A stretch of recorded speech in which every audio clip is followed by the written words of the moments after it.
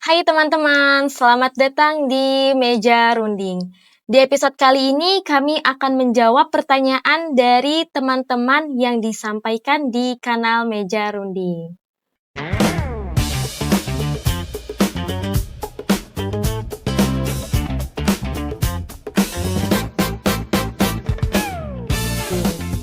Hai Kakak Marina, Halo, apa kabar? baik. Oke, kali ini mau menjawab pertanyaan-pertanyaan dari teman-teman nih di kanal Meja Runding. Oke, banyak ya? Iya, banyak banget nih Kakak. Oke. Mudah-mudahan pertanyaannya nggak susah-susah ya, kawan-kawan semua. Oke.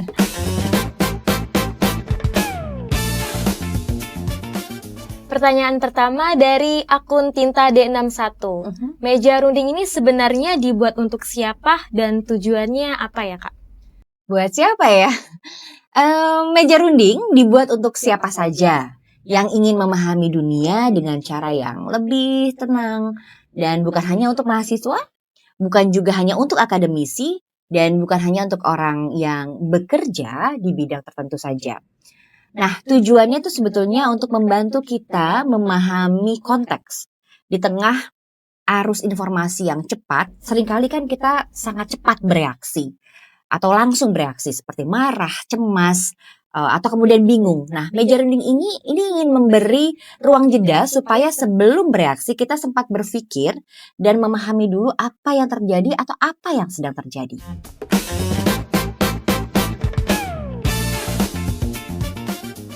Oke, lanjut pertanyaan dari akun Tinta Biru. Oke. Kenapa isu global ini sering terasa jauh dari kehidupan sehari-hari kita? Isu global terasa jauh dari kehidupan sehari-hari kita. Oke. Karena Kaul dan teman-teman semua, dampaknya tidak selalu terlihat secara langsung. Padahal banyak hal yang kita alami sehari-hari, seperti harga kebutuhan pokok, peluang kerja, stabilitas ekonomi, dipengaruhi oleh dinamika yang lebih luas. Nah, misalnya perubahan di pasar internasional tidak langsung terasa hari ini, tapi bertahap pelan-pelan mempengaruhi kondisi di dalam negeri. Dengan memahami gambaran besarnya, kita jadi tidak kaget nih terhadap perubahan, atau ketika perubahan itu akhirnya sampai juga di kehidupan kita.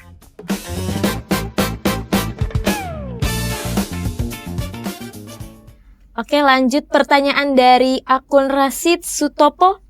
Apakah orang awam itu perlu mengikuti diskusi seperti meja runding?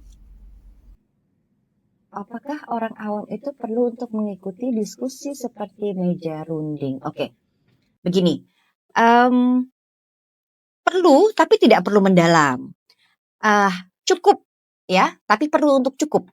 Tujuannya mengikuti diskusi seperti ini bukan supaya kita akan jadi ahli, melainkan supaya kita punya pegangan dasar. Dengan begitu, ketika membaca berita atau mendengar isu-isu tertentu, kita tidak langsung salah paham atau mungkin terbawa emosi.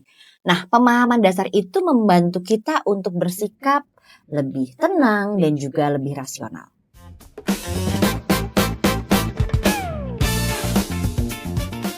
Pertanyaan selanjutnya dari Kakak Korek Api. Aduh, oke. Berita global sekarang ini banyak dan cepat ya, Kak. Bagaimana cara menyikapinya Kak Marina nih agar tidak stres? Oke. Aduh, pertanyaannya unik banget nih Kakak Korek Api ya. Salah satu caranya adalah tentunya dengan memilih atau memilah informasi secara sadar. Tidak semua, nah ini teman-teman pahami ya, tidak semua berita harus kita konsumsi dan tidak semua informasi perlu kita tanggapi secara emosional. Di meja runding kita belajar bahwa memahami konteks itu jauh lebih penting daripada mengikuti semua kabar terbaru. Dengan begitu, informasi tidak menjadi beban, tapi menjadi pengetahuan yang bisa kita cerna secara pelan-pelan, bertahap, dan juga sehat.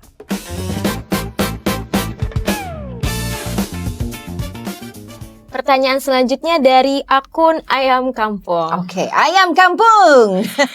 Kenapa meja runding ini tidak dibuat dalam bentuk debat atau diskusi panas ya, Kak? Pertanyaannya luar biasa. Oke, gini, Karena tujuan utamanya bukan mencari siapa yang benar atau siapa yang salah. Nah, debat seringkali itu mendorong orang untuk mempertahankan posisi. Sementara kalau di meja runding, kami ingin mendorong orang untuk memahami berbagai macam sudut pandang. Dengan pendekatan ini, kami berharap diskusi bisa menjadi lebih inklusif, lebih nyaman, terutama bagi masyarakat umum yang ingin belajar tanpa tekanan atau tanpa deadline.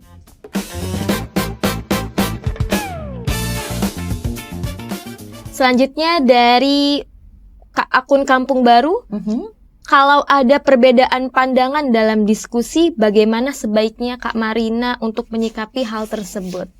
Oke, begini Kaul dan Kak Kampung Baru, perbedaan pandangan adalah hal yang wajar dan tidak bisa dihindari.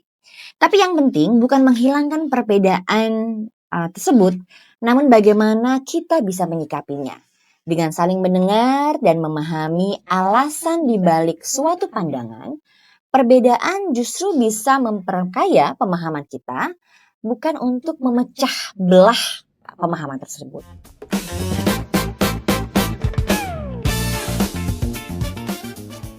Selanjutnya pertanyaan dari akun Eka Cahaya. Kenapa dalam diskusi global sering disebut soal kepentingan? Nah, menarik nih. Kak, akun siapa tadi? Eka Cahaya. Eka Cahaya ya. Oke, Kak Eka Cahaya, Kaul. Karena setiap pihak, baik individu maupun institusi itu memiliki prioritas dan tanggung jawab masing-masing. Memahami kepentingan bukan berarti membenarkan semua tindakan, tetapi membantu kita untuk membaca alasan di balik suatu keputusan. Dengan pemahaman itu, kita tidak melihat isu secara hitam ataupun putih. Nah, kira-kira begitu.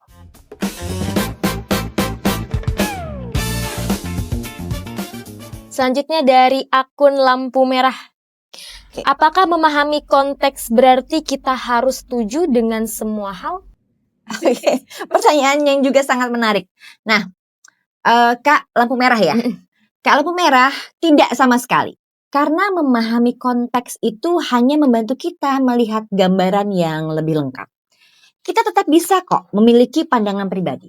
Tetapi pandangan itu lahir dari pemahaman, bukan dari reaksi spontan saja.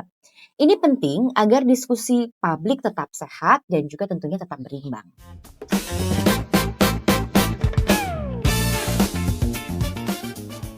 Selanjutnya dari akun Kuning Daun. Oke. Kenapa isu global ini sering terlihat rumit dan berlapis ya? Oke. Kak Kuning Daun ya. Kak Kuning Daun karena biasanya melibatkan banyak pihak dengan latar belakang kepentingan dan pengalaman yang berbeda. Oke. Nah, tambahannya ada lagi nih Kak. Kerumitan itu tuh bukan tanda bahwa isu tersebut tidak bisa kita pahami, tetapi tanda bahwa kita memang perlu waktu untuk melihatnya dari beberapa sisi atau beberapa sudut pandang. Nah, meja runding hadir untuk membantu memecah kerumitan itu menjadi mudah dimengerti, mudah dipahami, sehingga mudah dipelajari.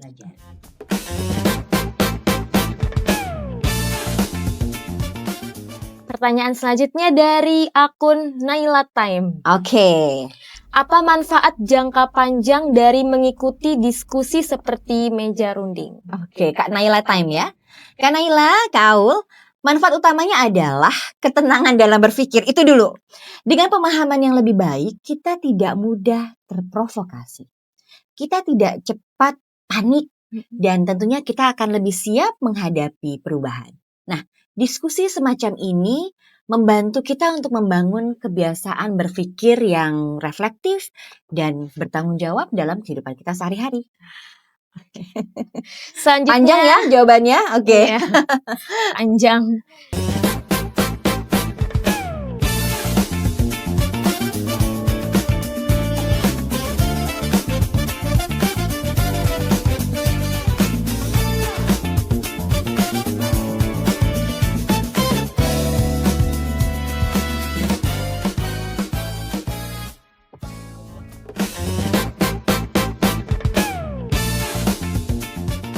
Oke, selanjutnya dari akun Kungfu Hassel. Ush. Kalau kita sudah paham konteks global, Mhm. apa yang sebaiknya berubah dari cara kita menyikapi berita? Oke. Kak Kungfu. Yang berubah biasanya itu cara berpikir.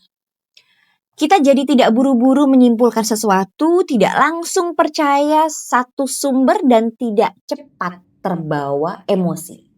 Contohnya nih, saat muncul kabar besar di media, kita bisa bertanya, ini latar belakangnya apa ya? Atau dampaknya kemana? Dan apakah ini jangka pendek atau jangka panjang nih dampaknya? Pertanyaan-pertanyaan sederhana itu akan membantu kita untuk tetap tenang. Nah, kira-kira begitu.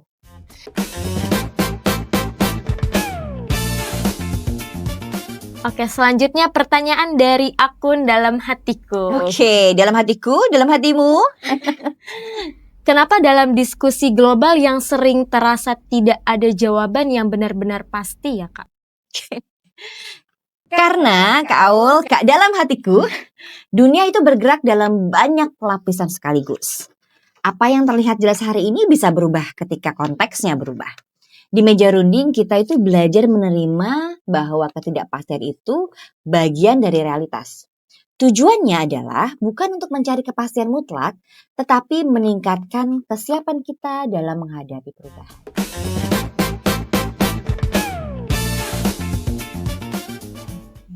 Selanjutnya dari akun Merah Jago. Oke, Merah Jago. Apakah wajar ya, Kak, kalau setelah memahami isu global kita justru punya lebih banyak pertanyaan? Oke.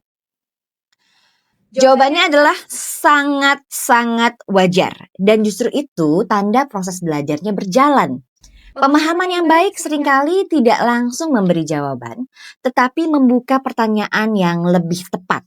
Nah, daripada merasa itu membingungkan, kita bisa melihatnya sebagai proses pendewasaan cara kita berpikir.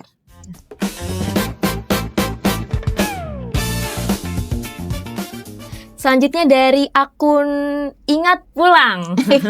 Berarti nggak pernah pulang nih, ingat pulang. Oke, lanjut Kaul. Bagaimana meja runding memposisikan diri di tengah banyaknya opini di ruang publik? Wow, pertanyaannya berat sekali. Oke, meja runding memilih posisi sebagai ruang pemahaman, bukan ruang pembentukan opini. Artinya, fokus meja runding adalah membantu audiens memahami konsep, dinamika, dan konteks. Kesimpulan dan sikap tetap menjadi ranah pribadi dari masing-masing.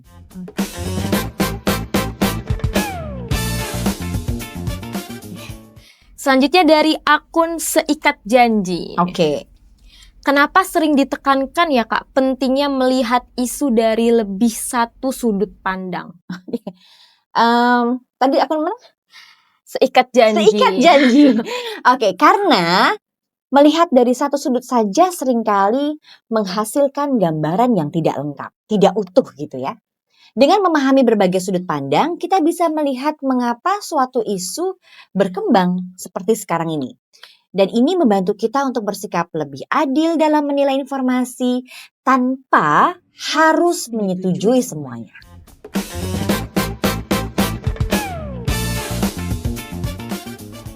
Selanjutnya dari akun Nyamuk Malam. Apakah diskusi seperti ini relevan untuk generasi muda yang masih mencari arah, Kak? Oke, apakah nyamuk malam tidak punya arah? Oke ya, jawabannya adalah relevan.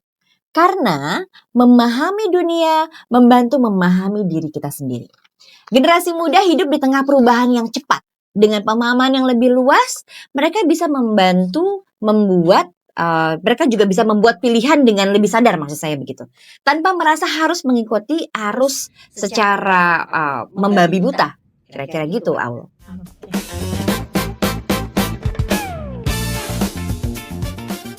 Lanjut dari akun agak lain. Nih, akun agak lain.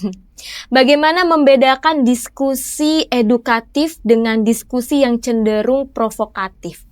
Pertanyaannya dahsyat. Nah, diskusi edukatif, Kak Aul, Kak Akun, agak lain. Agak lain. Biasanya memberi ruang berpikir dan tidak memaksa kesimpulan.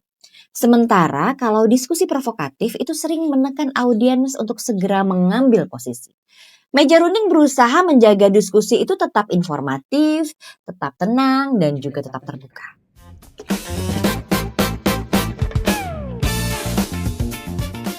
Selanjutnya dari akun Dian Nugraha. Oke, Kak Dian. Kenapa dalam memahami isu global, emosi sering perlu dikelola ya, Kak? Kok pertanyaan kalian berat-berat ya? Oke, Kak Dian, menurut pandangan saya ya, Kak Aul, karena emosi bisa mengaburkan pemahaman. Emosi itu manusiawi, tetapi jika tidak dikelola, kita bisa kehilangan konteks. Dengan memahami isu secara utuh, emosi tidak ditekan, tapi diarahkan agar tidak mengganggu ya, tidak mengganggu proses berpikir.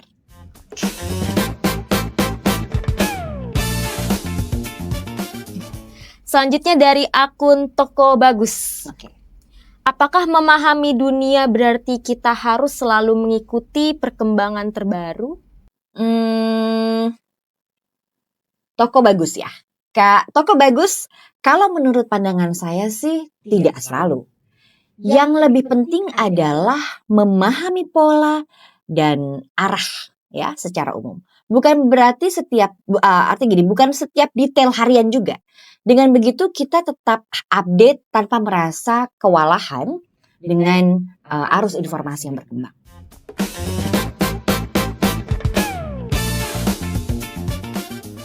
Selanjutnya dari akun Ardiansyah Semangat. Oke, Kak Ardiansyah. Setelah mengikuti meja runding ini, apa kebiasaan kecil yang biasa mulai diterapkan? Menurut saya mulai dari kebiasaan bertanya sebelum bereaksi. Nah, gitu. Saat membaca berita atau mendengar isu tertentu, isu besar, beri jeda sejenak untuk memahami konteksnya. Nah, kebiasaan kecil ini jika dilakukan terus-menerus akan membantu kita membangun cara berpikir yang lebih tenang dan juga lebih bertanggung jawab.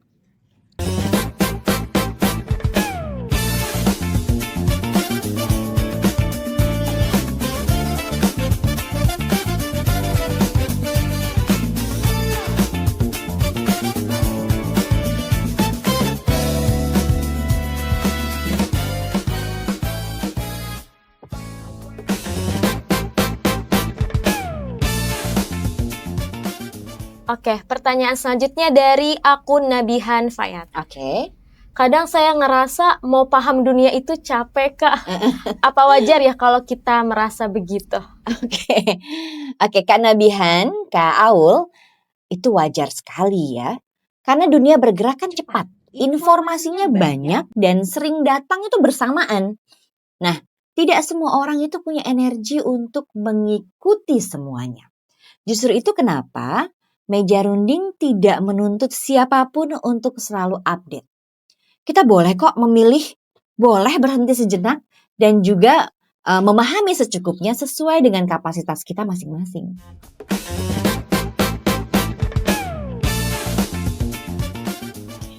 Selanjutnya dari akun Tegal Abadi. Oke. Kalau kita nggak terlalu paham isu global, apa kita akan ketinggalan jauh ya? Dari akun Tegal Abadi. Jawabannya adalah ya tidak juga gitu. Yang penting bukan seberapa banyak yang kita tahu, tapi apakah kita itu punya gambaran punya gambaran dasarnya gitu ya. Dengan gambaran dasar kita tidak mudah kaget atau salah paham ketika mendengar isu besar, dan itu sudah cukup untuk menjalani kehidupan sehari-hari kita dengan lebih tenang.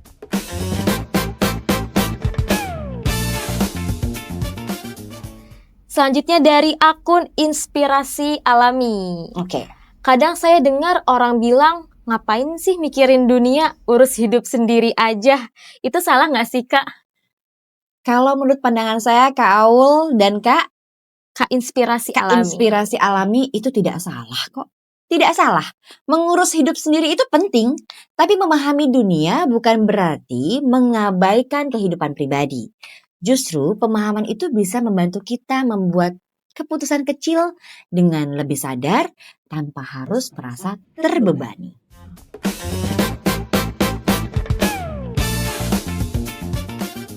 Oke, selanjutnya dari akun Biru Rumah. Apakah diskusi seperti meja runding ini cocok untuk orang yang tidak suka teori? Oke, jawabannya cocok dong. Di sini teori tidak dibahas sebagai istilah rumit ya, Kak Aul, tapi sebagai cara sederhana untuk memahami pola. Nah, kalaupun tidak ingat istilahnya ya tidak apa-apa. Yang penting kan pemahamannya, kira-kira begitu.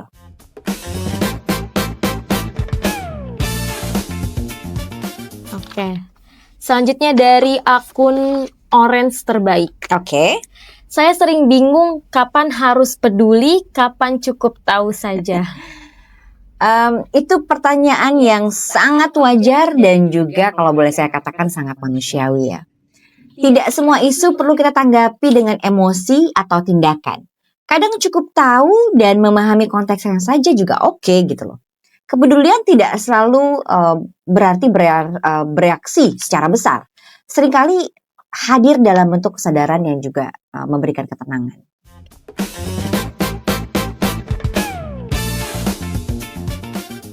Selanjutnya dari akun Kardus Coklat. Kalau kita beda pandangan dengan orang lain soal isu dunia, sebaiknya bagaimana? Oke, sebaiknya bagaimana ya? Oke, Kak Kardus Coklat, perbedaan pandangan itu hal yang biasa. Yang penting adalah menjaga percakapan tetap sehat. Mendengar alasan orang lain tidak selalu berarti kita harus setuju kan? Tapi bisa juga membantu kita memahami mengapa sih pandangan itu tuh ada, kira-kira gitu.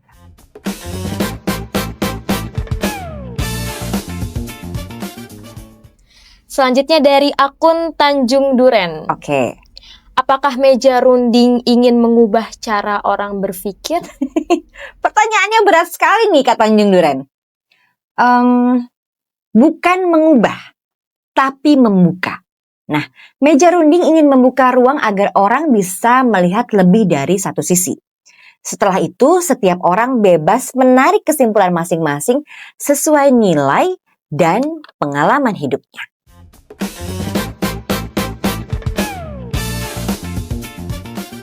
Gitu Kak Awul. Selanjutnya dari Kakak Nabihan Ganteng. Wih, Nabihan Ganteng. Kadang setelah dengar diskusi seperti ini, saya malah jadi sadar banyak yang saya tidak tahu. Itu normal nggak ya, Kak?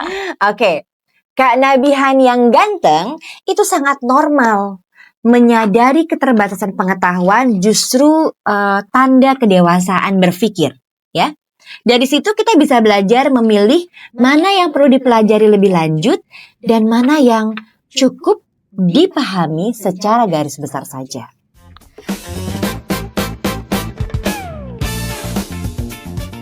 Selanjutnya dari akun Pergi Lama.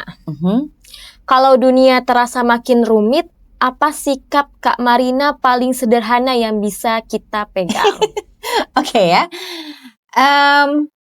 Kalau saya nih, tetap tenang dan terbuka. Tenang dalam menyerap informasi dan terbuka terhadap berbagai kemungkinan. Nah, sikap ini akan membantu kita tidak mudah terjebak dalam kepanikan atau membuat kesimpulan yang terburu-buru.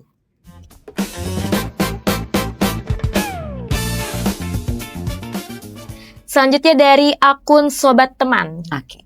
Setelah ikut meja runding, apa satu hal yang kecil yang sebaiknya saya bawa pulang? Kak, siapa namanya? Kak Sobat Teman. Kak Sobat Teman. Kesadaran bahwa tidak apa-apa untuk tidak langsung punya jawaban. Memahami dunia itu proses, bukan tujuan akhir.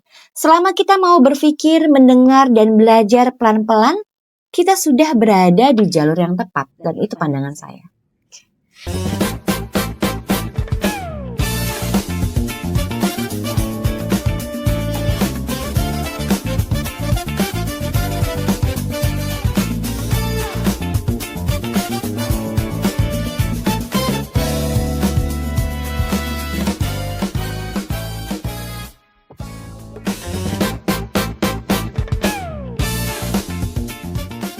Pertanyaan selanjutnya dari akun Teman Lama. Kalau saya nonton Meja Runding, bisa bikin kenyang ya nggak, Kak? Kalau yang dimaksud adalah kenyang perut, mungkin enggak ya. Tapi seringkali yang bikin kita lelah itu bukan lapar loh. Ya, melainkan kebanyakan bingung gitu kan. Kalau pulang dengan pikiran yang lebih rapi, lebih tenang, biasanya makan malam terasa lebih nikmat loh, lebih enak gitu ya. Dan makan kita juga bisa lebih lahap. Nah, kira-kira begitu.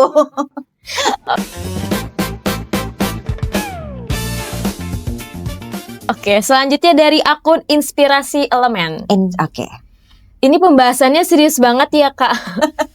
Saya takut salah nangkep. Oke. Kak, Inspirasi Elemen ya? Iya. Tenang aja gitu ya. Saya cuma bilang tenang aja Kak Inspirasi. Salah nangkap itu bagian dari proses belajar. Di Meja Runding tidak ada ujian dan juga tidak ada nilai gitu kan. Yang ada hanya proses memahami, dilakukan secara pelan-pelan, bertahap tanpa tekanan.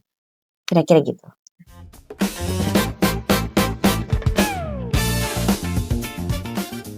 Selanjutnya dari akun Tegal Jaya. Oke. Kalau saya nggak terlalu update berita internasional, apa saya ketinggalan jauh? Kalau pandangan saya ya, tidak juga. Karena memahami dunia kan bukan soal siapa yang paling cepat, tapi siapa yang paling tenang dan juga bisa membaca arah.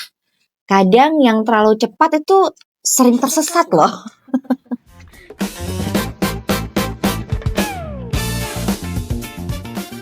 Oke, lanjut dari akun Dilah Y7K. Kenapa bahasanya tidak dibikin lebih singkat dan langsung ke kesimpulan ya, Kak? Waduh, pertanyaannya luar biasa. Karena gini, kalau jawaban saya ya, Kak, siapa? Kak Dilah. Kak Dilah, kalau jawaban saya gini. Karena hidup jarang langsung ke kesimpulan. Seringkali yang penting itu justru ada di proses. Proses memahami tentunya. Bukan di kalimat penutupnya. Nah, Meja Runding ini mencoba menemani proses itu. Bukan memotong prosesnya.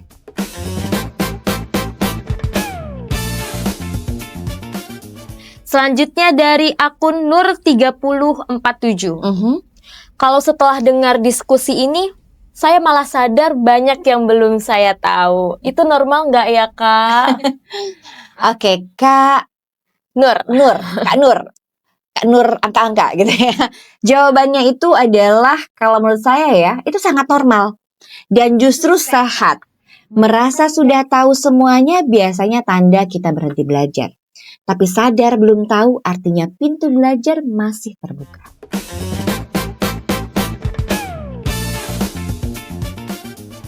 Oke, lanjut dari akun Nur Fadilah. Oke. Meja Runding ini sebenarnya ngajarin kita jadi pintar atau jadi bijak ya, Kak? Oke. Kak Nur Fadilah, Kak Aul, kalau harus memilih, saya akan memilih jadi bijak dulu. Karena orang bijak biasanya mau belajar. Dan orang yang mau belajar pelan-pelan akan jadi pintar. Gitu.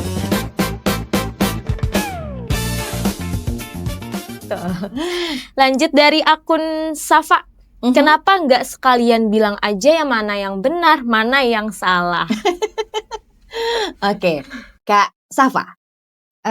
Kak Safa, kalau menurut pandangan Kak Marina, karena dunia tidak selalu serapi papan tulis nih. Kalau kita nulis kan rapih banget gitu ya. Kalau semua jawabannya jelas, kita nggak perlu diskusi. Meja Runding ada justru karena banyak hal yang perlu dipahami sebelum dinilai.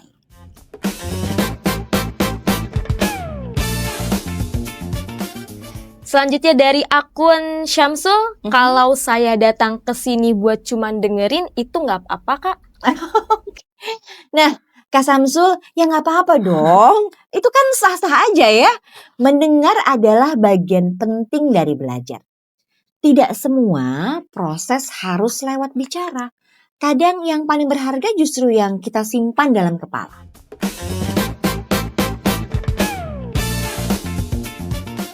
Selanjutnya dari akun Sobat Teman. Kenapa rasanya diskusi ini bikin lebih tenang ya, bukan lebih heboh? Karena, Kak siapa tadi? Kak Sobat Teman. Kak Sobat Teman, karena tujuan utama dari diskusi ini adalah memang bukan untuk membuat kita bereaksi, tapi membuat kita memahami. Ketika sesuatu dipahami dengan baik, biasanya emosi akan ikut turun dengan sendirinya. Itu tentunya akan jadi efek samping yang menyenangkan dari hasil diskusi.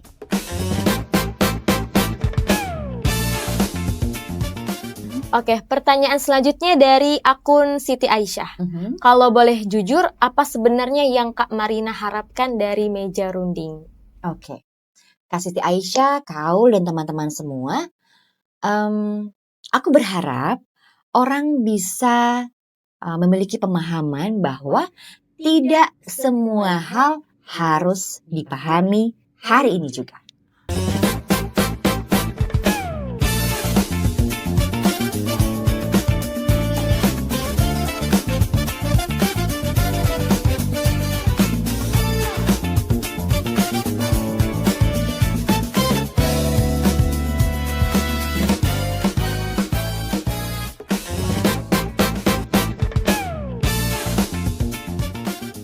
Selanjutnya dari akun Kabel Data. Dalam hubungan internasional, sebenarnya apa yang dimaksud dengan hubungan antar negara itu sendiri? Pertanyaannya berat sekali Kak Kabel Data. Oke, secara sederhana, hubungan antar negara adalah cara negara berinteraksi satu sama lain untuk mengelola kepentingan bersama, dan interaksi ini bisa berbentuk dialog, kerjasama, kemudian pertemuan rutin, atau kesepakatan tertentu. Nah, tujuannya adalah untuk menjaga komunikasi tetap berjalan agar hubungan antar negara berlangsung secara tertib dan saling memahami.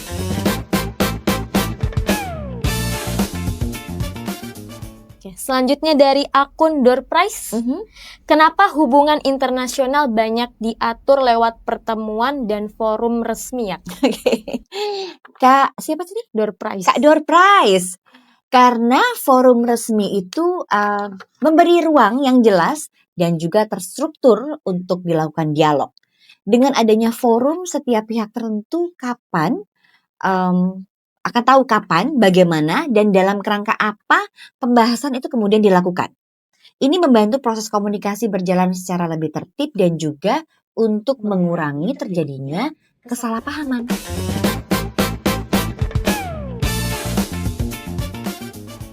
Selanjutnya dari Kakak Data Kabel. Dalam hubungan internasional, kenapa proses sering dianggap sama pentingnya dengan hasil? Pertanyaannya makin kesini makin rumit ya, Kaul ya. Gini, Kak Data Kabel ya namanya ya. Karena proses mencerminkan cara suatu kesepakatan itu dibangun. Proses yang baik memberi ruang bagi semua pihak untuk kemudian memahami satu sama lain. Sehingga hasil yang dicapai akan lebih mudah diterima dan juga tentunya akan lebih mudah untuk dijalankan. Dalam hubungan internasional, keberlanjutan sering lebih penting daripada kecepatan itu sendiri.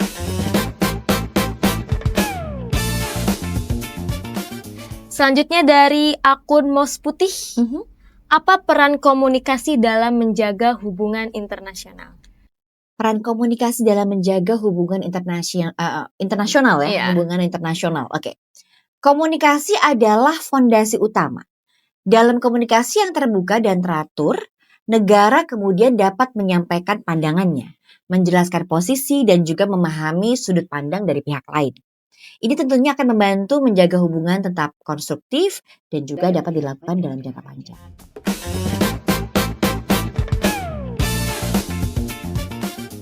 Selanjutnya dari akun Tiang Hitam. Oke. Kenapa hubungan internasional sering dibahas dengan bahasa yang harus hati-hati? Kak Tiang Hitam.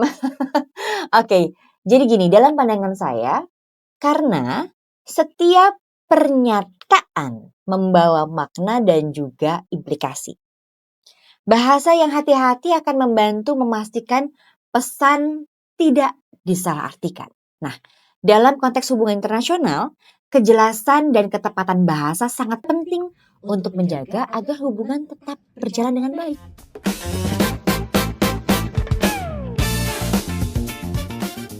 Oke, pertanyaan selanjutnya dari akun Karpet Ajaib.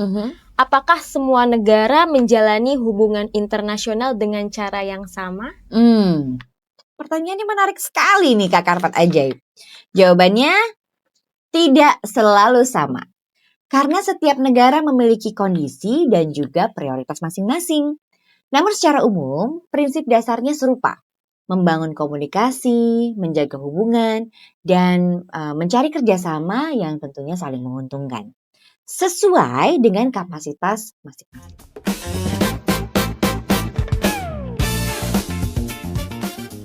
Selanjutnya dari akun Maisarah. Dalam hubungan internasional, mengapa kesepahaman sering dibangun secara bertahap? Pertanyaannya luar biasa nih, jangan-jangan anak HI nih kayaknya nih ya. Gini Kak Mai Saroh, karena kalau menurut pandangan saya nih Kak Aul, Kak Mai, kesepahaman itu membutuhkan waktu. Melalui pertemuan yang berulang dan dialog yang berkelanjutan, kepercayaan dapat tumbuh secara alami. Nah, pendekatan bertahap ini membantu hubungan menjadi lebih stabil dan juga tentunya bisa lebih berkelanjutan.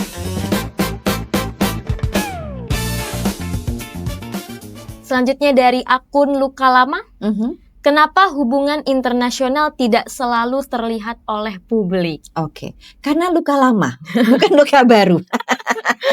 Gini, kalau luka lama karena banyak proses kalau menurut saya itu bersifat teknis dan administratif ya. Tidak semua tahapan perlu disampaikan ke publik, terutama yang masih berupa pembahasan-pembahasan awal atau draft. Namun tujuannya tetap untuk mendukung hubungan antar negara yang tertib dan juga terkelola dengan baik.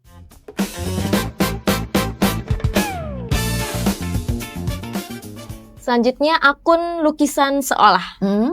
Bagaimana hubungan internasional berpengaruh pada kehidupan sehari-hari secara umum? Oke. Kak akun Seolah, seniman Seolah. Lukisan Seolah. Lukisan Seolah. Kak, lukisan pengaruhnya biasanya tidak langsung. Hubungan internasional itu membantu menciptakan lingkungan global yang stabil, sehingga aktivitas seperti perdagangan, pendidikan, dan mobilitas dapat berjalan dengan lebih lancar. Nah, dampaknya dirasakan secara bertahap dalam kehidupan sehari-hari.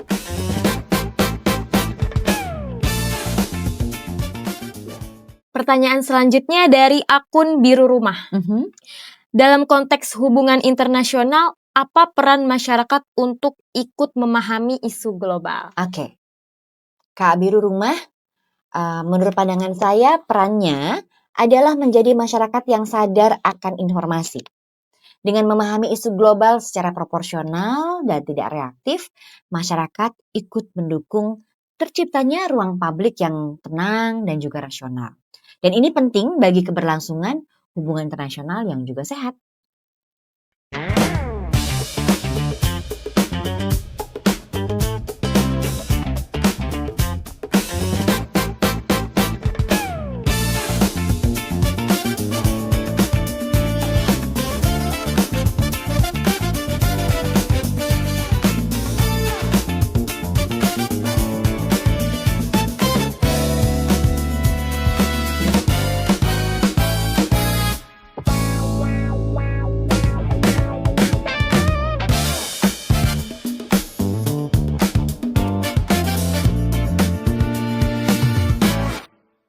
Oke, halo Kakak Marina. Halo Kak Aul. Oke, setelah melakukan jeda sebentar nih Kak, ada beberapa pertanyaan-pertanyaan yang lebih menantang. Oh, menantang dan seru pastinya ya. Iya, betul.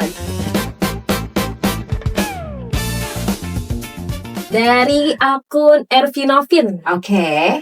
Setelah Perang Dunia I, kenapa banyak orang percaya dunia bisa lebih damai? Nah, oke. Menarik nih pertanyaannya. Kenapa ya? Gini, karena pada saat itu ya Kaul, ada kesadaran kolektif bahwa biaya perang itu terlalu besar. Nah, Perang Dunia I itu dianggap bukan hanya soal kemenangan atau kekalahan, tetapi tentang dampak kemanusiaan yang sangat luas. Dari situ kemudian muncul sebuah keyakinan bahwa dunia perlu ditata melalui aturan bersama, kerjasama, dan juga lembaga internasional. Jadi, kepercayaan itu lahir dari refleksi mendalam, bukan dari sikap yang berlebihan terhadap kondisi pasca Perang Dunia Pertama itu.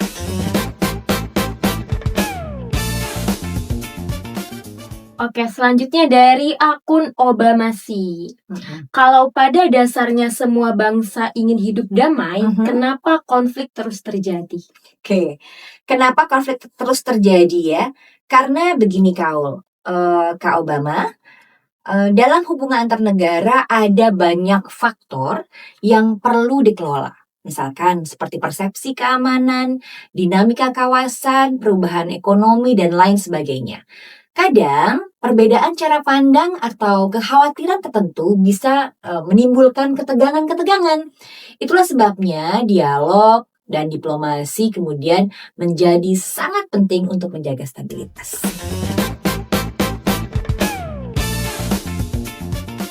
Selanjutnya dari akun Balinggo. Oke. Kalau niat baik itu penting, kenapa dunia tidak cukup mengandalkan kepercayaan saja? Oke, Kak Bali ya. Karena Kak Bali, Kak Aul, kepercayaan biasanya diperkuat oleh mekanisme.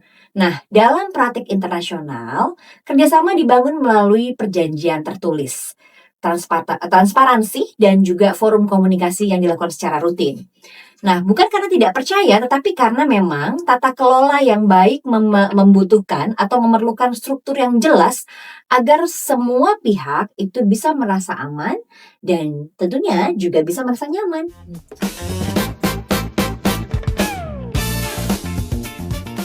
Selanjutnya dari akun Oleh Cinta nih. Apakah hukum internasional benar-benar punya dampak nyata? Dalam pandangan saya ini Kak Ul ya, saya menjawabnya ya.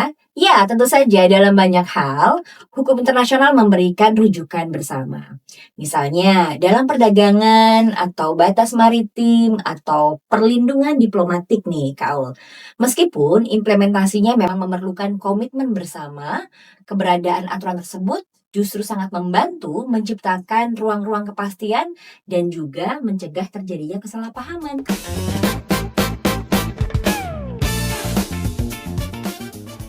Oke, selanjutnya dari akun Kita 05. Kita 05. Setelah muncul berbagai kritik nih Kak terhadap idealisme, apakah gagasan itu masih relevan? Masih sangat relevan. Menurut pandangan saya masih sangat relevan. Idealisme mengingatkan kita bahwa norma, etika, dan juga kerjasama merupakan bagian penting dari tatanan global. Kritik justru memperkaya ruang diskusi, sehingga pendekatan yang diambil menjadi lebih realistis dan juga matang. Nah, dalam prakteknya nih Kak Aul, banyak kebijakan internasional tetap berlandaskan pada semangat kolaborasi. Oke, selanjutnya dari akun Dompet Tipis. Aduh, semoga kita doakan menjadi tebal ya isi dompetnya. Amin. Oke, dunia ini kan tidak punya pemerintah global ya Kak. Oke. Apakah itu membuat sistemnya lemah? Tidak selalu. Sistem internasional nih Kak Aul ya, Kak Dompet Tipis memang berbasis pada kedaulatan negara. Justru karena itu, kerjasama dibangun melalui konsensus dan juga kesepakatan bersama. Model ini tentunya menekankan dialog-dialog dan koordinasi, dan bukan pemaksaan atau memaksakan.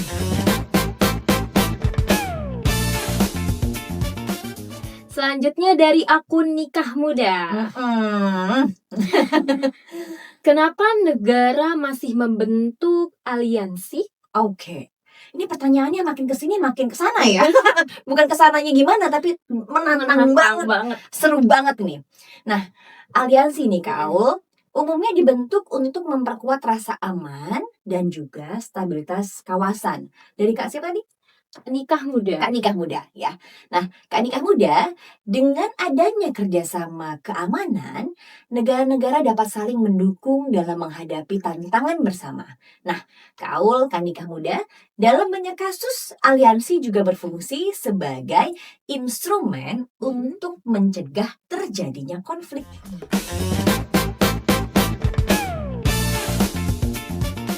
Selanjutnya dari akun Sheila Ayu. Oke. Kalau semua sepakat pada aturan, Mhm. kenapa tetap ada perbedaan dalam pelaksanaannya? Karena nih Kak Ayu, Kak Aul, Mm-mm. setiap negara memiliki konteks domestik, kapasitas, dan prioritas kebijakan yang berbeda-beda. Nah, implementasi aturan seringkali memerlukan penyesuaian teknis. Oleh karena itu, eh, forum konsultasi dan evaluasi menjadi penting untuk memastikan komitmen tetap terjaga.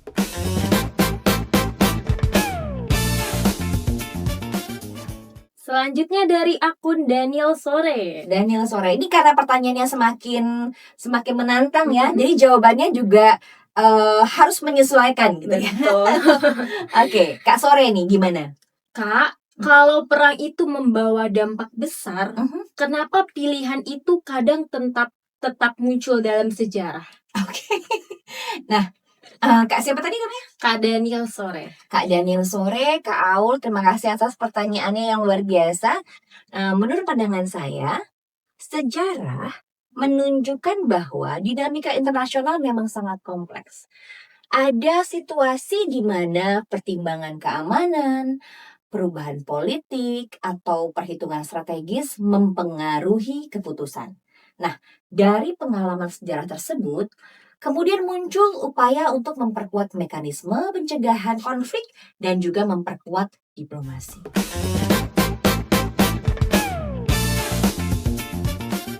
Selanjutnya dari akun Bila Cantik. Halo Kak Cantik. Jadi, dalam membaca dunia, kita sebaiknya lebih percaya pada niat baik atau tetap waspada? Pada Tuhan yang Maha Esa. Kita harus lebih percaya kepada Tuhan yang Maha Kuasa gitu kan.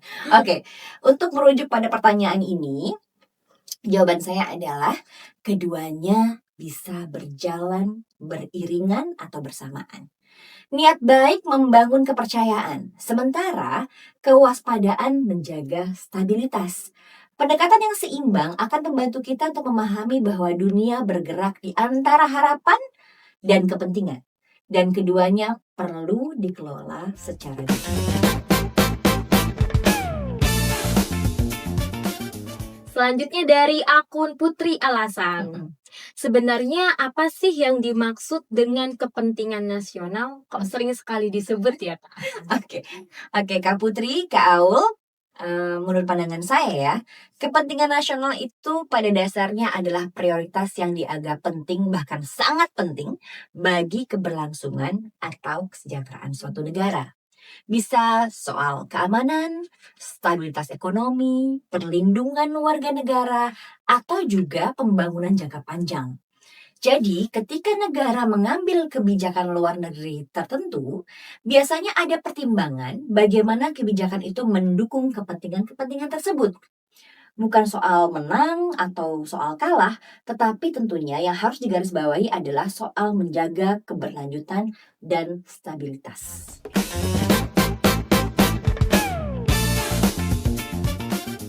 Selanjutnya dari akun Tunggu Aku. Aku menunggumu. Kak, kalau semua negara punya kepentingan sendiri, apakah kerjasama itu benar-benar tulus? Dalam sekali pertanyaannya puitis banget. Oke ya. Kak, siapa tadi? Kak Tunggu Aku ya? Kak Tunggu Aku. Mau ditunggu di mana? Gini, menarik banget pertanyaannya Kak Aul ya. Nah, dalam konteks hubungan internasional nih Kak Aul, Kak Tunggu Aku, kerjasama sering lahir karena ada kepentingan yang saling bertemu. Dan itu bukan hal yang negatif ya. Justru kerjasama menjadi lebih kuat ketika kedua pihak merasa sama-sama diuntungkan. Jadi, quote and quote nih, tulus dalam konteks ini bisa dipahami sebagai komitmen untuk menjalankan kesepakatan secara konsisten dan saling menghormati. Oke, selanjutnya dari akun Ucapan Romli. Oke. Apakah mungkin dunia benar-benar bebas dari konflik? Berat pertanyaannya benar nih Kak Romli. Gini, mungkin sebagai proses ya Kak Romli, Kak Aul, bukan sebagai kondisi yang statis. Konflik dalam arti perbedaan pandangan itu adalah hal yang wajar. Karena setiap negara punya latar belakang dan prioritas yang berbeda. Yang menjadi fokus adalah bagaimana konflik itu kemudian dikelola. Apakah melalui dialog misalkan, melalui negosiasi, dan mekanisme secara damai. Disinilah peran diplomasi dan lembaga internasional menjadi sangat penting.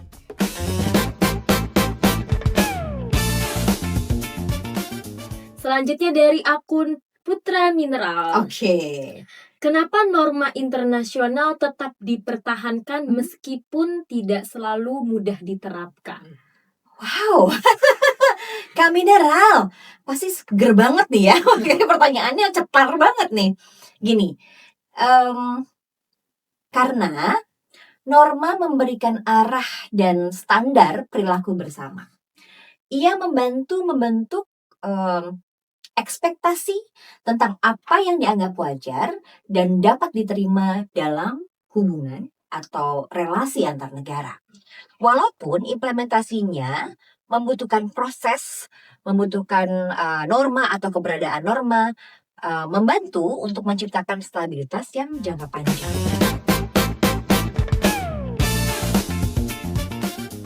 Selanjutnya dari akun Inspirasi. Oke. Nyeleneh dikit nih Kak. Kalau dunia sudah punya banyak lembaga internasional, kenapa tetap ada ketegangan? Karena lembaga internasional bukan pengganti negara, melainkan wadah koordinasi. Mereka menyediakan forum diskusi dan mekanisme penyelesaian sengketa, tetapi keputusan tetap berada di tangan negara. Nah, ketegangan itu bisa muncul karena dinamika politik dan ekonomi yang terus berubah. Namun, keberadaan lembaga negara tersebut atau lembaga internasional tersebut justru membantu agar ketegangan tidak berkembang menjadi konflik yang lebih besar.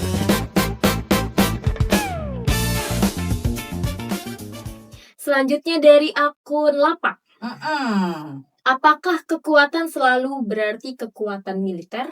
Ini pertanyaannya dahsyat. Oke, Kak Marina jawab ya. Apakah kekuatan selalu berarti kekuatan militer? Tidak.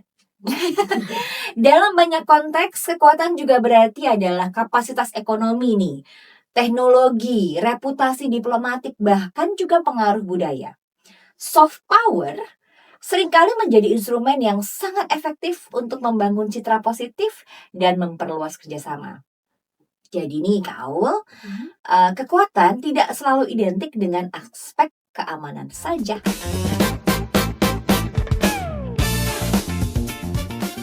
Selanjutnya dari akun Biru. Oke. Mengapa dialog dianggap sangat penting dalam hubungan internasional? Oke, kenapa ya dialog itu penting? Tentunya ya, karena dengan adanya dialog membuka ruang untuk menyampaikan pendapat dan juga menyampaikan klarifikasi. Banyak ketegangan berawal dari perbedaan persepsi nih Kak Aul, ya kan? Dengan komunikasi yang rutin dan juga terbuka, maka potensi salah tafsir bisa dikurangi. Dialog itu bukan pertanda kelemahan, melainkan bentuk kedewasaan dalam mengelola perbedaan. Oleh karena itu kan kita sering dengar nih, kalau kita sedang punya feeling atau asumsi yang berbeda atau pandangan yang berbeda terhadap sesuatu atau seseorang, baiknya apa? Ngobrol, Iya, ya kan? betul. Ngobrol dong, komunikasi dong. Kita nggak bisa baca pikiran kamu. Nah, itulah pentingnya dalam hubungan internasional. Itu harus disampaikan secara langsung. Selanjutnya dari akun Kandang Ayam. Oke. Kalau niat baik tanpa kekuatan sering dianggap tidak cukup, apakah itu berarti kekuatan lebih penting daripada moralitas? Ini habis pada makan apa sih? Kok pertanyaannya cetar-cetar semua ya? Oke. Kak Marina akan jawab dengan cara yang tegas nih Kak Aul ya. Kak Kandang Ayam juga ya. Hal itu tidak perlu dipertentangkan. Moralitas memberi arah, sementara kapasitas memberi kemampuan untuk mewujudkan arah tersebut. Dalam praktik kebijakan, keduanya saling melengkapi. Tanpa nilai, kebijakan akan kehilangan legitimasi. Dan tanpa kapasitas, kebijakan sulit dijalankan secara efektif. Jadi keduanya nggak boleh dipertentangkan.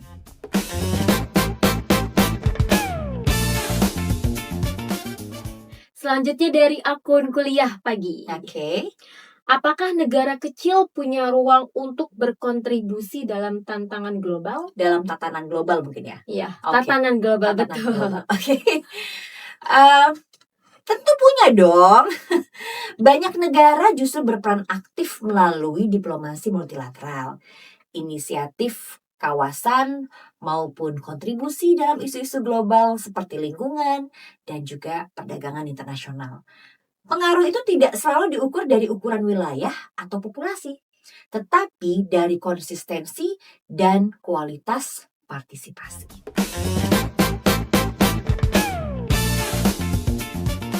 Selanjutnya dari akun kerja. Jadi setelah membahas idealisme dan berbagai tantangannya nih Kak, apa yang bisa kita pelajari? Oke, apa yang bisa kita pelajari ya? Ke akun kerja, ke Aul, kita belajar bahwa dunia tidak hitam putih. Ada nilai, ada kepentingan, ada harapan, ada juga realitas. Nah, teori idealisme dalam hubungan internasional mengingatkan kita pada pentingnya kerjasama dan juga norma. Realitas mengingatkan kita pada perlunya kewaspadaan dan perhitungan yang dilakukan secara matang. Memahami keduanya akan membuat kita jauh lebih tenang dalam membaca dinamika global. Tidak mudah merasa pesimis dan tentunya kita menjadi tetap terbuka terhadap dialog-dialog.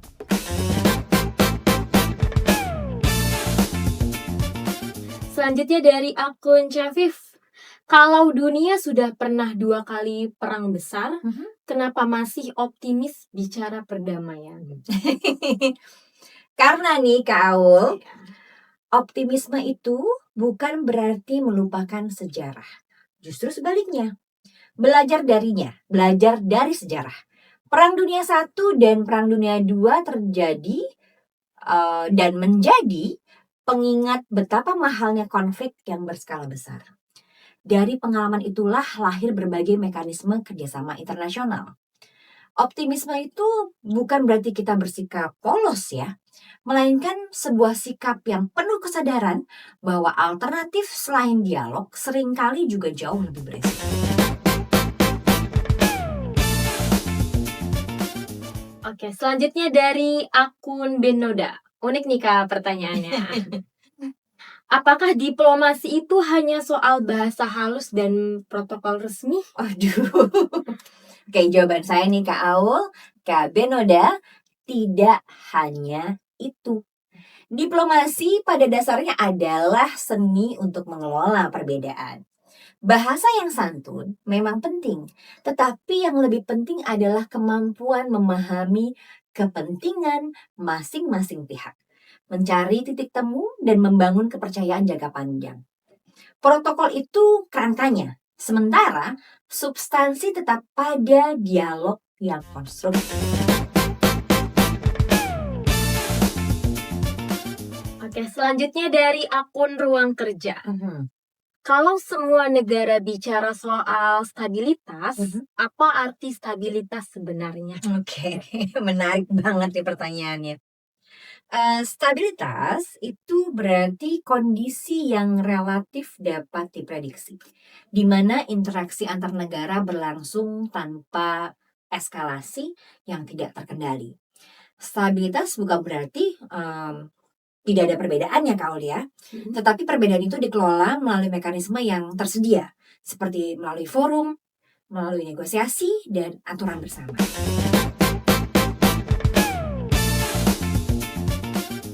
Selanjutnya dari akun layar kaca. Oke. Apakah hubungan internasional itu seperti pertemanan? Kalau tidak cocok bisa unfollow? Dalam praktiknya tentu ya tidak bisa dikatakan sesederhana itu. Negara memiliki keterikatan ekonomi, politik, dan sosial yang saling terhubung. Hubungan internasional itu lebih mirip dengan jaringan besar yang saling terkait. Ketika satu hubungan berubah, dampaknya bisa terasa luas. Karena itu pendekatan yang diambil biasanya bersifat bertahap dan juga terukur. Jadi nggak bisa tiba-tiba aku nggak suka sama kamu gitu kan, Langsung, aku delete, aku iya. unfollow, nggak bisa gitu. Perlu bertahap gitu, karena perlu banyak yang dipertimbangkan.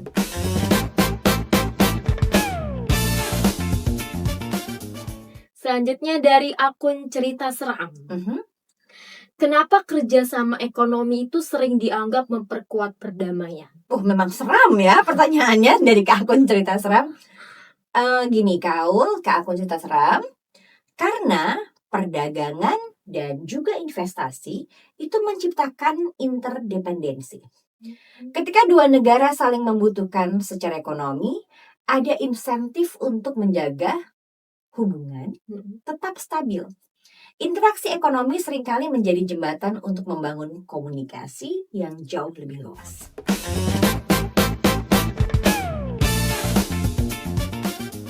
Selanjutnya dari akun Pedang Pusaka. Mhm. Apakah perbedaan sistem politik ini membuat kerjasama sulit? Oke, Kak Marina biar bernafas dulu. Gini Kak akun siapa tadi? Pedang Pusaka. Pedang Pusaka. Perbedaan tentu membawa tantangan, tetapi tidak otomatis menghalangi kerjasama.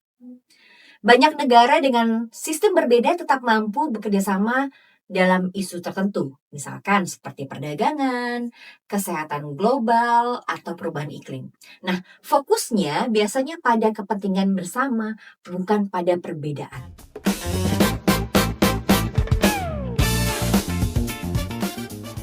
Selanjutnya dari akun Rina Rini. Oke. Seru nih Kak pertanyaannya. Mhm. Nyeleneh tapi reflektif. Oke, ke akun Rina Rini ya. Ya.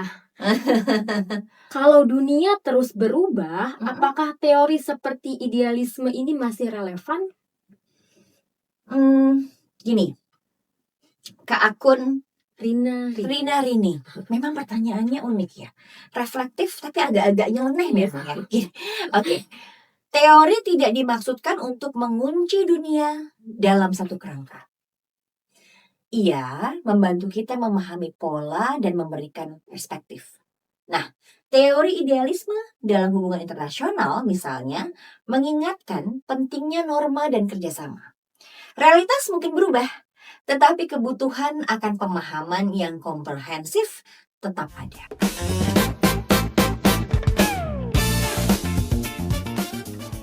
Selanjutnya dari akun Rambo Jawa. Oke. Mengapa persepsi bisa sama pentingnya dengan fakta dalam hubungan internasional? Oke, kenapa bisa sama pentingnya? Kak Rambo, Kak Aul, karena keputusan sering diambil berdasarkan bagaimana suatu situasi dipahami. Jika sebuah langkah dipersepsikan sebagai ancaman, maka respon yang muncul bisa bersifat defensif, ya. Oleh karena itu, komunikasi yang jelas dan juga transparan menjadi sangat penting untuk mengurangi potensi salah tafsir atau salah paham.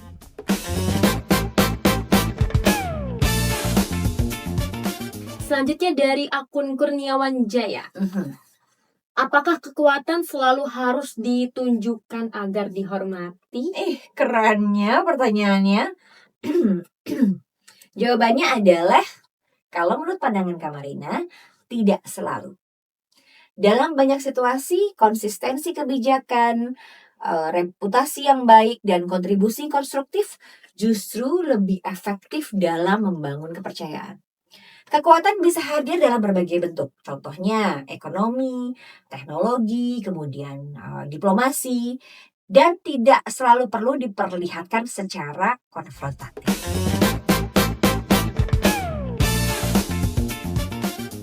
Selanjutnya dari akun penulis awam. Setelah semua diskusi ini, apa sikap paling bijak Kak Marina dalam membaca dinamika global? Tentunya yang diharapkan adalah sikap yang tenang dan terbuka. Tidak mudah menyederhanakan persoalan, tidak terburu-buru, mengambil kesimpulan, dan selalu melihat isu dari berbagai sudut pandang.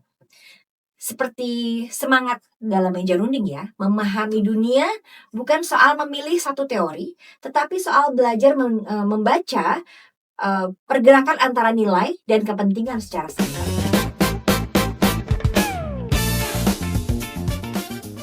Selanjutnya dari akun Ziarah Buku. Oke. Seru nih Kak. Unik lagi nih pertanyaannya. Nyeleneh tapi sering kepikiran. Oke. Kalau dunia ini penuh perbedaan, apa mungkin benar-benar saling memahami? Jawabannya harus menarik juga nih. Memahami sepenuhnya mungkin tidak selalu mudah. Karena setiap negara membawa sejarah, budaya, dan juga pengalaman yang berbeda. Tapi saling memahami kan bukan berarti harus sepakat dalam segala hal, ya nggak sih? Iya betul. Nah, yang penting adalah ada kemauan untuk mendengar, menjelaskan posisi dengan jernih, dan mencari titik temu. Disitulah kemudian Kaul, diplomasi bekerja. Bukan untuk menghapus perbedaan sebetulnya, tetapi untuk mengelola perbedaan-perbedaan yang ada.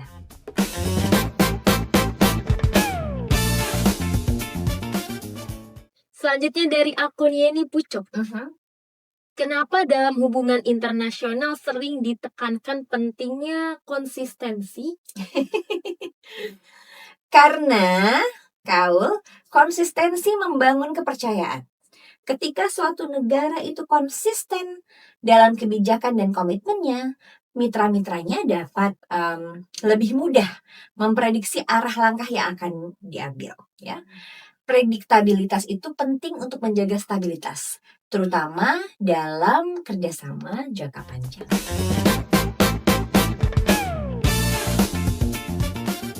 Selanjutnya dari akun Kuras Kurma. Kalau norma internasional tidak selalu punya sanksi keras, kenapa tetap dipatuhi? Ini menarik ya pertanyaannya. Karena selain sanksi formal, ada juga faktor reputasi dan kredibilitas. Ya. Negara biasanya mempertimbangkan bagaimana tindakannya dipersepsikan oleh komunitas internasional. Kredibilitas yang terjaga seringkali menjadi aset penting dalam membangun kerjasama jangka panjang di masa depan.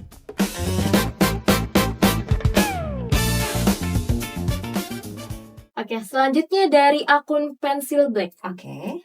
Ini pertanyaannya agak nyeleneh nih Kak, tapi kayak masuk logis. Oke. Kalau semua negara saling menjaga kepentingan, bukankah itu egois? Bener ya, nyeleneh ya, tapi logis banget pertanyaannya. Gini, tidak selalu. Menjaga kepentingan nasional adalah bagian dari tanggung jawab pemerintahan terhadap rakyatnya.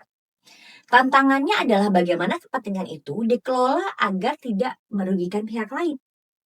Secara tidak perlu ya.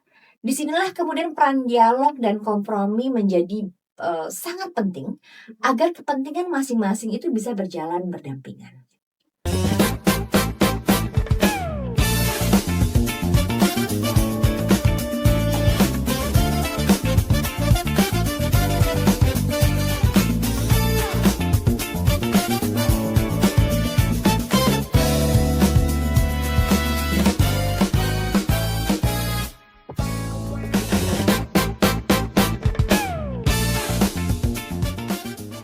Selanjutnya dari akun Somat Puncak. Oke. Apakah generasi muda ini perlu memahami teori seperti idealisme dan realisme? Oke, gini. Jawabannya adalah, kalau menurut Kak Marina, sangat perlu. Bukan untuk menghafal istilahnya ya, tetapi untuk melatih cara berpikir. Teori membantu kita melihat bahwa setiap kebijakan punya landasan dan juga punya pertimbangan. Dengan memahami berbagai perspektif, kita tidak mudah melihat isu global secara hitam putih.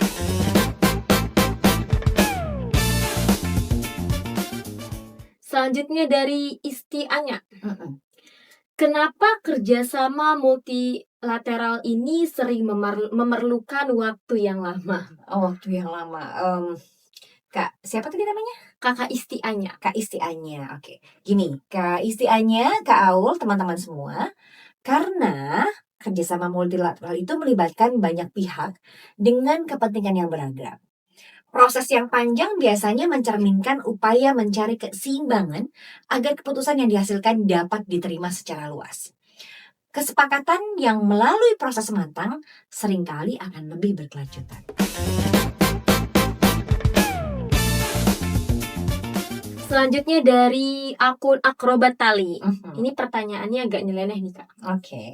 Apakah dunia ini sebenarnya lebih banyak bekerja sama daripada berkonflik? Benar banget ya nyelenehnya. Oke, gini Kak Aul. Kak akun siapa tadi namanya? Kak Tali. Akrobat Tali. Kak Akrobat Tali. Kamu ngapain Kak Akrobat Tali? Pakai tali akrobat ya berarti. Gini ya. Menurut pandangan Kak Marina nih, Kak Aul, Kak Akrobat Tali, kalau kita melihat data interaksi perdagangan, perjanjian internasional, dan juga forum kerjasama, sebenarnya kerjasama berlangsung setiap hari. Konflik memang sering menjadi sorotan, tetapi di saat yang sama, banyak juga kolaborasi yang berjalan stabil dan produktif gitu.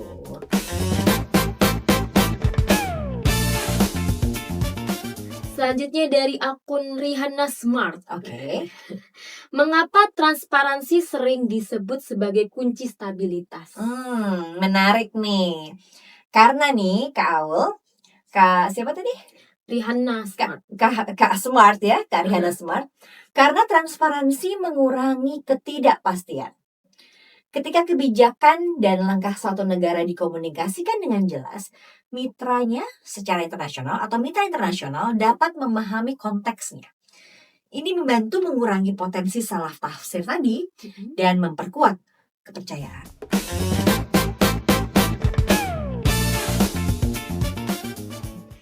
Selanjutnya dari akun John Lick. Dalam praktiknya bagaimana nih Kak menyeimbangkan nilai dan kepentingan? Oke. Biasanya Kak John, Kak Aul, melalui pendekatan bertahap dan terukur. Nilai memberikan arah, misalnya ya komitmen pada perdamaian dan kerjasama. Kepentingan memberikan kerangka realitas, misalnya kebutuhan ekonomi dan keamanan. Keseimbangan dicapai melalui negosiasi yang mempertimbangkan keduanya secara proporsional.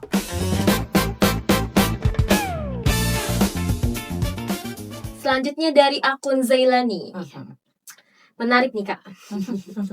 Setelah membahas idealisme dan berbagai dinamika global, apa pesan yang paling penting Kak Marina? Oke, Kak Zailani. Ya. Kak Zailani, Kak Aul, kalau menurut Kak Marina ya, bahwa memahami dunia membutuhkan ketenangan berpikir. Dunia tidak digerakkan hanya oleh satu faktor. Ada nilai, ada kepentingan, ada sejarah, ada juga harapan. Dengan membaca berbagai perspektif, kita belajar untuk tidak mudah menyederhanakan persoalan. Dan mungkin disitulah maknanya meja runding sebagai ruang untuk memahami dunia dengan kepala yang dingin dan juga hati yang terbuka. Oke, selanjutnya dari akun Pisang. Lucu nih Kak pertanyaannya. Kalau negara itu seperti manusia, apakah mereka juga bisa baper? Oke, saya jawab nih ya, Kak Aul, Kak Pisang. Secara teori, tentu negara bukan individu yang punya perasaan. Tapi dalam prakteknya, persepsi, sejarah, dan pengalaman masa lalu bisa mempengaruhi respon suatu negara. Jadi bukan soal baper ya, melainkan bagaimana memori kolektif dan sensitivitas historis membentuk kebijakan. Karena itu diplomasi sering perlu empati, bukan emosional, tapi memahami konteksnya.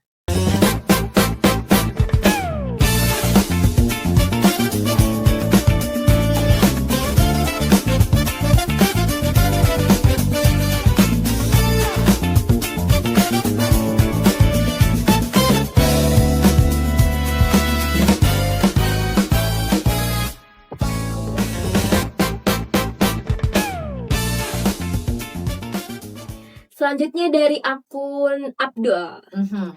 Kenapa kalau ada konflik kecil kadang bisa membesar tuh cepat sekali? Oke. Ini pertanyaannya unik nih.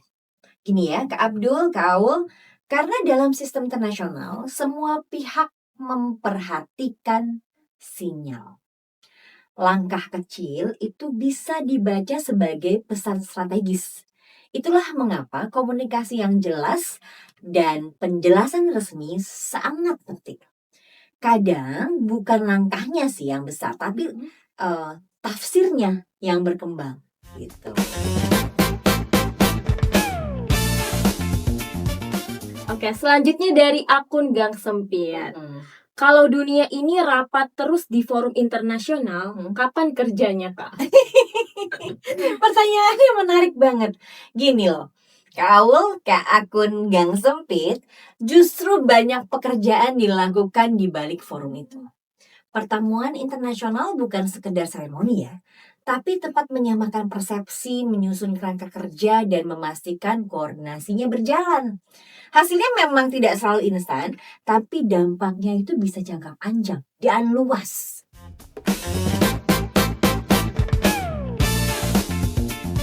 Oke, selanjutnya dari akun Eko. Apakah mungkin ada negara yang benar-benar netral dalam semua situasi? Gini ya, ini karena pertanyaannya serius, kita jawab dengan serius ya. Netralitas itu biasanya kontekstual. Ada negara yang memilih posisi tidak berpihak dalam konflik tertentu, tapi tetap aktif dalam kerjasama lain. Netral dalam hal ini bukan berarti pasif nih Kak Aul. Justru seringkali netralitas adalah strategi untuk menjaga stabilitas dan membuka ruang dialog.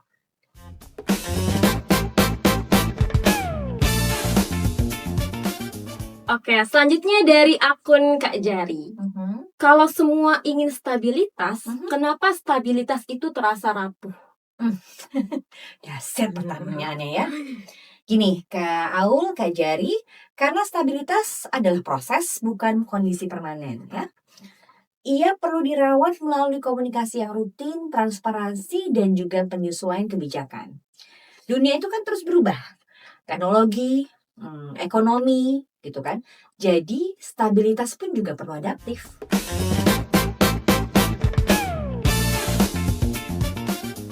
Oke, selanjutnya dari akun Rudi Irwan. Apakah media dan opini publik ini berpengaruh dalam hubungan internasional? Jawabannya kalau dalam pandangan saya adalah berpengaruh nih. Kalau dia ini berpengaruh. Persepsi publik dapat mempengaruhi ruang gerak kebijakan. Karena itu, komunikasi publik yang akurat dan proporsional menjadi sangat penting. Informasi yang jernih membantu masyarakat memahami konteks global secara lebih seimbang.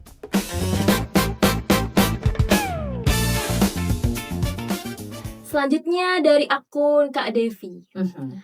Kalau dunia ini kompleks sekali, apa kita tidak pusing sendiri memahaminya? Oke. Bisa saja pusing kalau mencoba melihat semuanya sekaligus. Tapi justru disitulah pentingnya teori dan kerangka berpikir. Ia membantu kita memilah dan memahami pola dan tidak terburu-buru dalam mengambil kesimpulan. Pelan-pelan aja Kak, satu perspektif ke perspektif yang lain.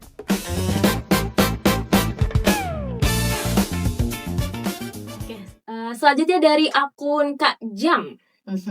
Kenapa kepercayaan dalam hubungan internasional sering dibangun perlahan? Oke. Menarik juga ya pertanyaannya. Gini, Kak Aul, Kak Jam, karena kepercayaan lahir dari konsistensi. Ia tumbuh dari komitmen yang dijalankan berulang kali. Dalam kerjasama antar negara, kepercayaan biasanya diperkuat melalui mekanisme yang jelas dan juga komunikasi yang terbuka.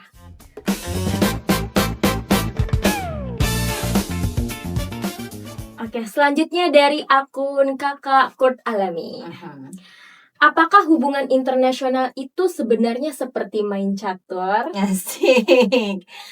Oke ya, Kak Aul, Kakak Kurt, ada yang mengatakan begitu karena ada strategi, ada perhitungan, perhitungan langkah ya, dan ada pertimbangan jangka panjang.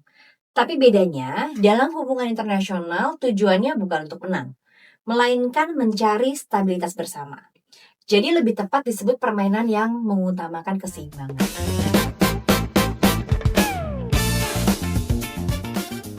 Oke, selanjutnya nih Kak, pertanyaan terakhir. Oke. Dari akun Kakak Hati, kalau dunia ini sudah belajar dari sejarah, kenapa tetap perlu diskusi seperti meja runding? Gini, karena belajar itu proses yang berulang.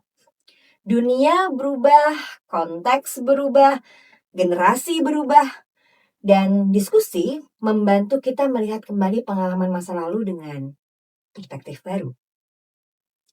Tentunya tidak untuk mengulang kesalahan, tetapi untuk memperkaya pemahaman.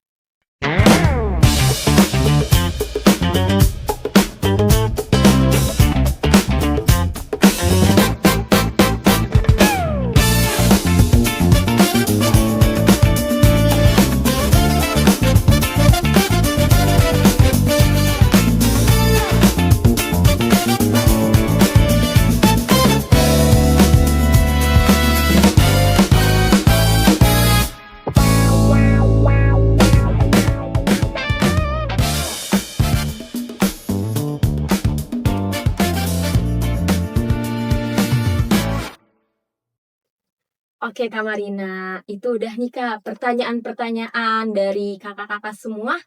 Jadi kesimpulannya setelah jeda dari pertanyaan-pertanyaan yang menarik, apa kesimpulan menurut Kak Marina? Oke. Terima kasih Kaul atas dukungannya dan juga pertanyaan-pertanyaan yang disampaikan. Nah, untuk kesimpulan, saya ingin menutup diskusi ini dengan menarik benang merah dari semua pertanyaan-pertanyaan yang luar biasa yang sudah masuk ke meja runding. Dari awal sampai akhir yang saya tangkap adalah bukan keinginan untuk berdebat, bukan juga keinginan untuk menentukan siapa yang benar dan siapa yang salah. Yang terasa justru kebutuhan untuk memahami. Banyak pertanyaan lahir dari kebingungan, dari rasa cemas, melihat berita, dari kelelahan menghadapi isu yang terus berganti, dan itu sangat bisa ya untuk dimengerti.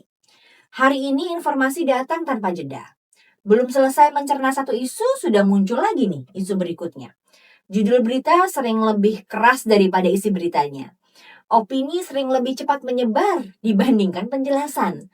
Akhirnya yang terjadi bukan kekurangan informasi, melainkan justru kelebihan rangsangan gitu loh, karena informasinya terlalu banyak. Terima kasih Kak Aul sudah membacakan pertanyaan-pertanyaan yang luar biasa, keren-keren semua. Saya ingin menutup diskusi ini dengan menarik benang merah nih Kak Aul. Dari semua pertanyaan-pertanyaan yang masuk ke kanal Meja Runding. Dari awal sampai akhir saya tangkap bukan keinginan ya untuk berdebat, bukan juga keinginan untuk menentukan siapa sih yang benar dan siapa sih yang salah gitu kan. Yang terasa justru kebutuhan untuk memahami. Banyak pertanyaan lahir dari kebingungan, dari rasa cemas melihat berita, dari kelelahan menghadapi isu yang terus berganti, dan menurut Kak Marina itu sangat bisa dimengerti. Hari ini informasi datang itu tanpa jeda kan? Belum selesai mencerna satu isu, sudah muncul isu berikutnya. Judul berita bahkan sering lebih keras daripada isi beritanya. Opini itu sering lebih cepat menyebar dibandingkan penjelasan yang ada. Akhirnya yang terjadi bukan kekurangan informasi, melainkan kelebihan rangsangan atau karena kelebihan rangsangan dari banyaknya informasi.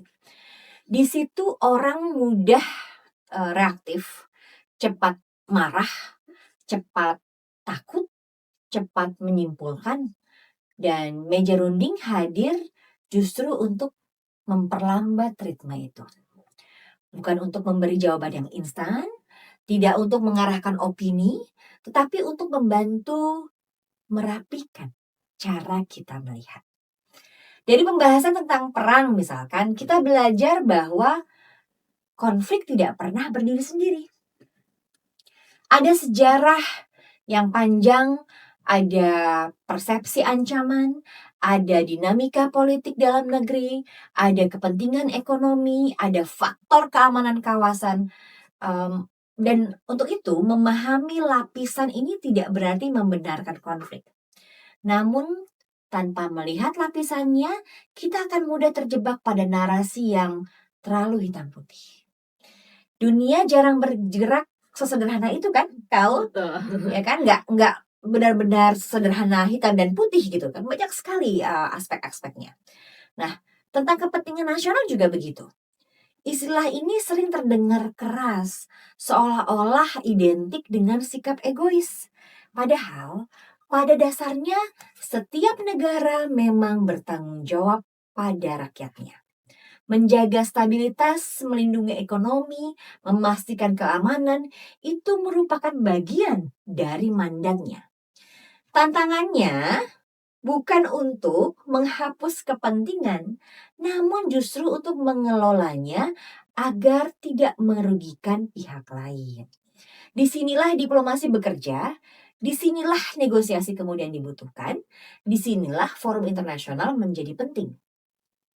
Perbedaan dalam hal ini tidak harus dihapus. Yang dijaga adalah agar perbedaan tidak berubah menjadi eskalasi atau yang biasa kita sebut sebagai konflik. Kita juga kemudian menyentuh soal idealisme dan norma nih, norma-norma internasional ya. Ada yang bertanya apakah aturan global benar-benar berdampak? Faktanya, perdagangan berjalan karena adanya aturan. Hubungan diplomatik bertahan karena ada konvensi. Wilayah laut bisa diakui karena ada kesepakatan.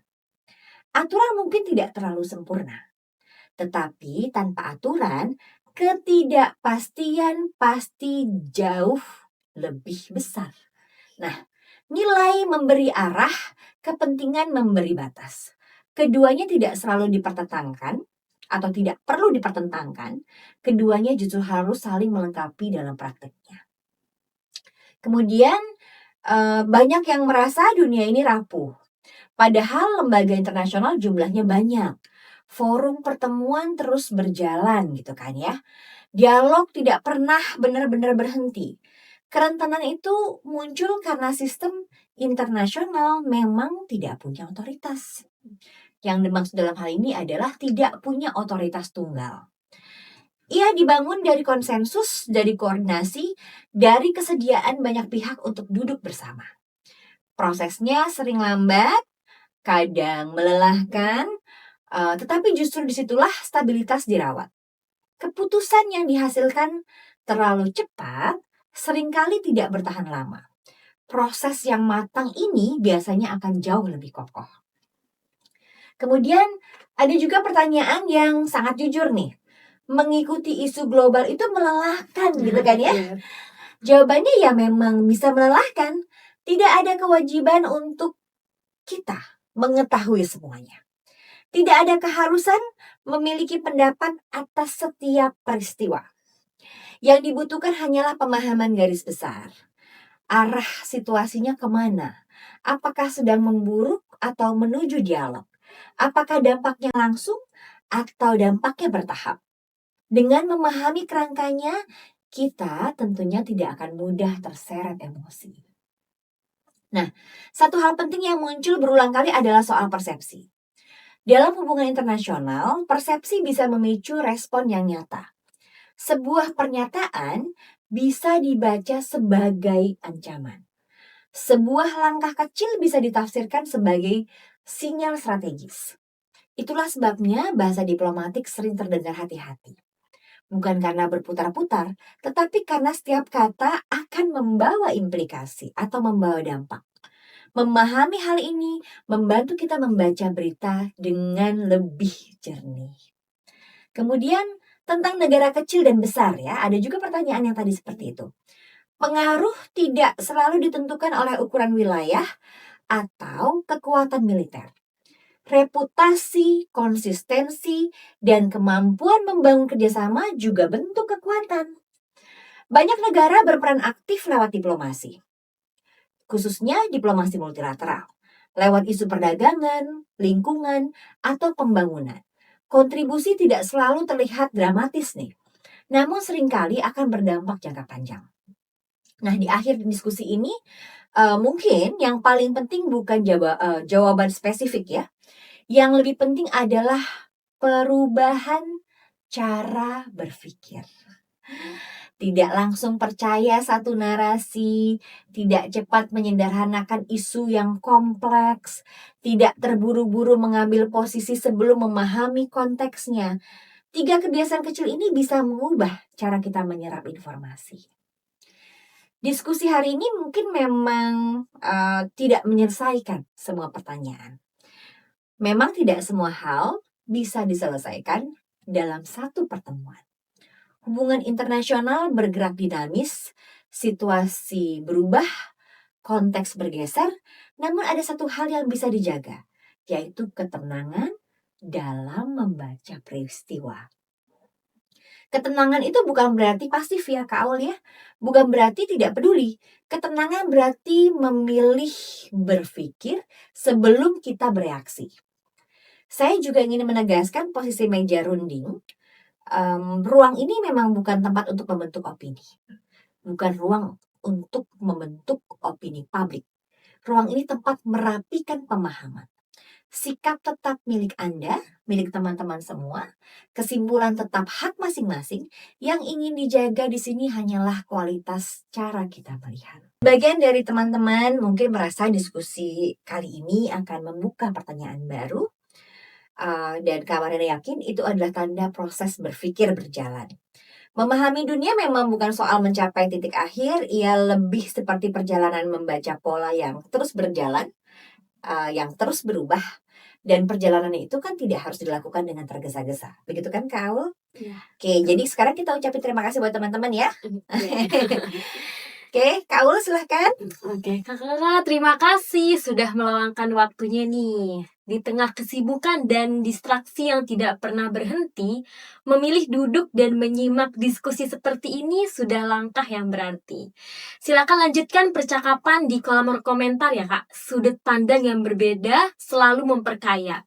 Dan bagi yang ingin mengikuti pembahasan berikutnya, teman-teman bisa subscribe ke kanal Meja Runding dan menyalakan notifikasi supaya ada ruang rutin untuk berpikir lebih jernih. Sampai bertemu di episode berikutnya. Dadah. Dadah.